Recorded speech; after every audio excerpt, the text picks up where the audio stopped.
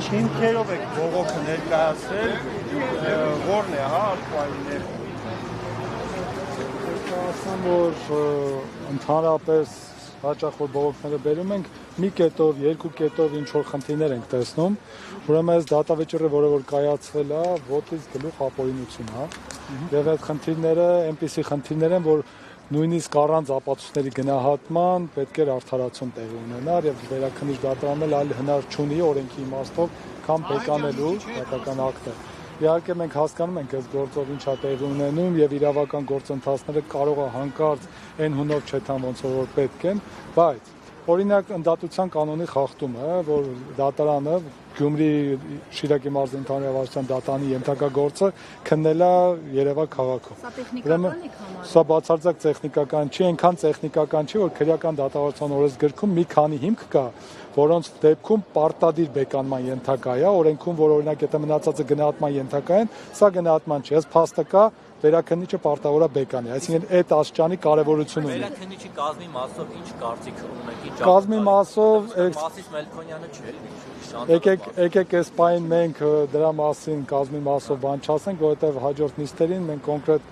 կունենանք ասելիքներ եւ դուք կլսեք։ Դատախազությունը եւս բողոքարկել է, թե չէ։ Բողոքարկել է։ Ինչ է ուզում դատախազությունը։ Ասում են, որ 2 տարին քիչ է, 2.5 տարի է պետք, այստեղ ձեզում եմ ուշադրություն հրավիրեմ, որ օրենքը ասում է, այս հիմքով կարող է բեկանվել դատական ակտը, եթե ակնհայտ անարդար է։ Այսինքն 2 տարի թե 2.6, այսինքն 2 տարի 6 ամիս դատախազության կարծիքով 2 տարին ակտային անարդար է ակնհայտ եւ պետք է 2 տարի 6 ամիս լինել։ Ակնհայտ է, չէ՞ որ այստեղ աբսուրդ է, իրավաբանություն գոյություն չուներ։ Ասացին, թե ասում եք դատարանի կազմի մասին չխոսենք, բայց չենք կարող չնկատել, որ կազմի դատավորներից մեկը Վաչե Մարգարյանն է, որը նախկինում հայտնի գործերով կալանքի որոշմամբ, այ իր մասով դուք այս պահին ինչ եւ տեղեկություններ կան, որ նա ցանկանում է դառնալ դատանի նախագահ։ Եթե չեմ սխալվում, արդեն դարձել է։ Հա, սա առաջինը։ Ես որ ասում կազմի մասին չխոսենք, ասածս նրանում է, որ ոչ թե ընդհանրապես չխոսենք, կազմի մասին պարտադիր խոսելու ենք եւ դատավարական ընթացակարգով ենք խոսելու, ուղղակի այս պայնն է պատակարմար չեմ գտնում ավելին ասելու, կոնկրետ մարտավարական մենք հայլեր ունենք եւ կոնկրետ դատական նիստը սկսելուց հետո այդ մասով մեր իրավական դիրքորոշումը կատարվի։ Ստեղծազանի երբ է տեղափոխվելու բժշկական։ Նախնական տեղեկությունները վաղը։ Վաղը վիրահատություն կանեն թե հետազոտություն։ Դե բժշկական մասա, թե բժիշկները ոնց կորոշեն, դա արդեն բժիշկները։ Այո։ Պարոն Սարգսյան, դուք որ ասում եք ընդդատություն նկատեք առաջի ատյանից սկսած, ճիշտ է։ Հա, դատարանը յուրաքանչյուր ոք իրավունք ունի, որ իր գործը քննի այն դատարանը, որը օրենքով հիմա ձեր հարցին կներեք պատասխանեմ այդ խախտումների մասով մի հատ էլ կարևոր բան ասեմ։ Ուրեմն դատական ակտը կայացվել է այնպիսի ապացույցների հիման վրա, որոնք դատարանում չեն հետազոտվել։ Սա ես ձեզ ասում եմ ամենաակնհայտ ակնառու ծագող բաները։ Այսինքն եթե ապացույց կա, որ դատարանում չի հետազոտվել, դրա հիման վրա դատական ակտ ցանկացած տեսակի չի կարող կայացվել։ Հետևաբար վերաքննիչի համար սա եւս ակնհայտ եւ պարտադիր պայման է, որպեսզի բեկանի դատական ակտը ուղղակի նոր քննության։ Ես հիմա ուղղակի մարտավարական նորից չեմ ուզում ամբողջ ծավալը բացեմ, բայց նորից դատավճռում գրված են ապացույցներ, որոնց հիման վրա մեղավոր է ճանաչվել։ Այդ ապացույցներից ոմանք դատանում չեն հետազոտվել։ Իսկ եթե դուք հիշում Չէ, անփութություն է, չգիտենալ է, շտապեցողություն է, որը օրենք ունեցել են։ Այսինքն իրենք խնդիր ունեին դատական ակտ կայացնելու, կայացել են։ Օրինականությունը իրենց համար այդքան էլ կարևոր չէ եւ հույս ունեն, որ մենք չենք նկատի։ Անկեղծ ասած մենք նկատել ենք, այդ մասին բողոքում նշել ենք եւ մեծ հարց է, թե ոնց են փորձելու դա շրջանցեն, որովհետեւ դրա շրջանցման հնարավորություն չկա, բացի ավելի մեծ ապօրինություն։ Պարոն Սարգսյան, Արմինե Մելիքսեյցյանին այդ դատական նիստերի ընթացքում դուք բարձրացրեք մեկ հա ոչ օրինական այսպես որոշումների մասին, դրա հետ կապված ինչ-որ մարմնի դիմել եք նախարարությանը, չգիտեմ, հանձնաժողովին, որպեսզի կարգապական բարելավվի։ Մենք կոնկրետ վերաքննիչ բողոք ենք ներկայացել, սպասում ենք ընթացակարգային տեսնենք թե ոնց է լինելու, որովհետև մենք չենք կարծում, որ Արմինե Մելիքսեյցյանով ավարտվելու է սա, որովհետև մենք տեսնում ենք, թե սրբազանի հետ կապված եւ այս գործի հետ կապված ինչ է տեղի ունենում։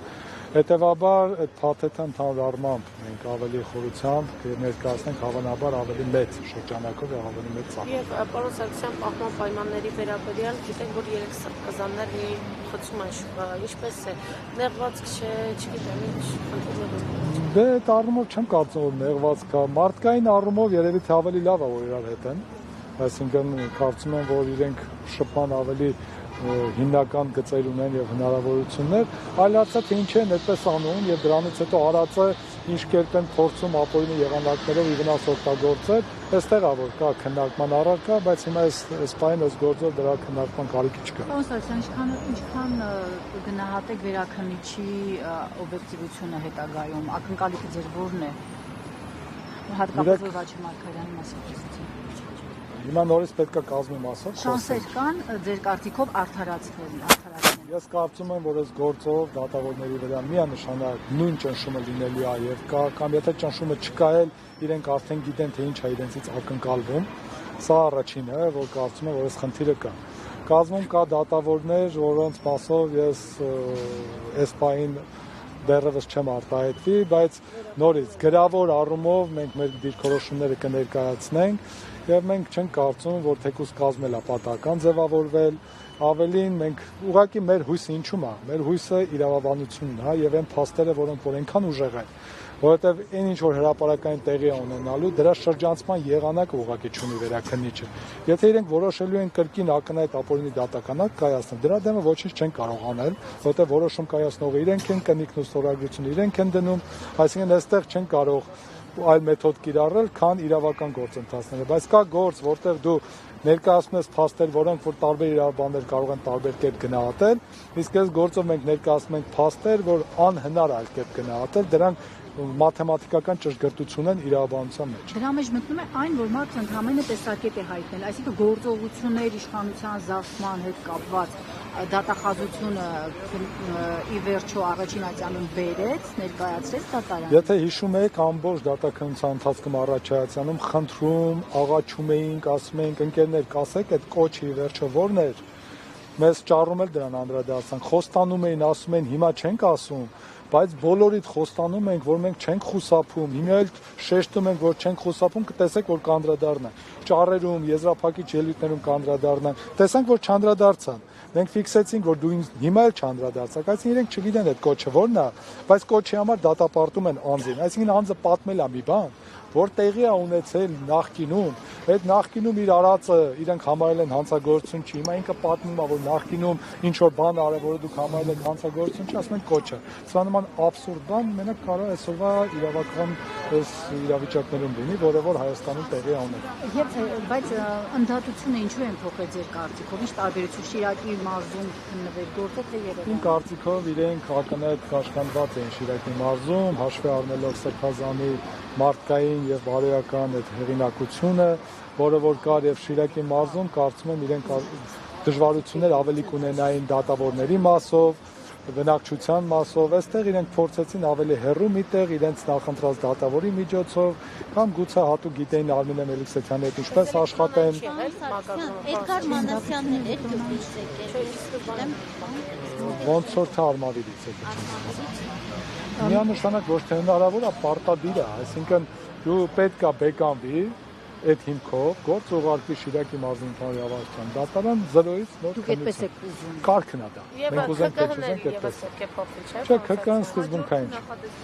Պետք է այդպես լինի, եթե օրենքի սահման։ Եթե իրենք օրենքով գործեն, այդպես պետք է լինի, որովհետև ի սկզբանե այդպես պետք է լինի։ Խախտումը թույլ են տվել։ Դուք ուզում եք որ վերաքննիչը բեկանի առաջին ատյանի որոշումը եւ գործ ուղարկի Շիրակի մարզին։ Բազմաթիվ հանգամանքներ են բարձրացել։ Խախտումները դատավարական, ապօրինությունները, որոնք որ բոլոր արդարացման հիմք են։ Մենք բարձրացել ենք ապահովների անթույլատրելիության հարց, որ բոլոր ապահովները անխտիր անթույլատրելի են, որ ապացույցներն ընդհանրապես գոյություն չունեն, որ Միքայել Սրբազանը ընդհանրապես հանցանք չի կատարել։ Այսինքն ամեն ինչը մանրակրկիտ 103 թերթից բաղկացած բողոք է, որի մեջ մանրամասն այդ ամեն ինչը շարադրած է։ Հիմա դրանք պետք է այստեղ քննության առարկա դառնան։ Իսկ հնարավոր համարում եք, որ հաջորդի Եթե այստեղ բեկանեց, պարտադիր է։ Եթե չբեկանեց այդ հիմքով, նորից իրենք կշարունակեն իրենց ձևը։ Դե այս մենք նույնա որ ասենք դատանի ինչ անելու, հիմա մենք չգիտենք ինչ կանեն։ Հույս ունենք, որ այս խախտումը իրենք չեն կարող աշխատել, որովհետև դա հնարավորություն իրավական չկա։ Եթե օրինակի համար մարդը մի բան արել է, ասում է քո գործողությունը այս հանցանքն կամ այն հանցանքն գնահատում են, այստեղ գնահատման բան չկա։ Սա մաթեմատիկայի իրավաբանության մեջ է։